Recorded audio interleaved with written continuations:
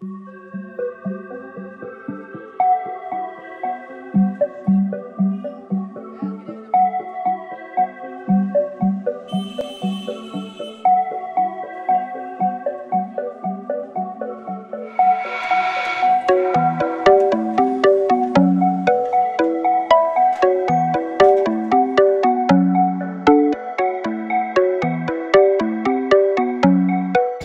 मछली का तो सीज़न सर्दी में काफ़ी फ़र्क होता है।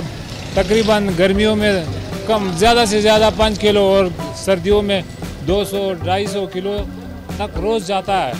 और लोग मछली बहुत खाता है, पसंद करता है। गर्मी के लिए जितनी भी ठंड पड़ी बस मछली खाओ, एक ही कमीज में बस घूमते फिरते जाओ, बस मछली खाओ, मज़े करो।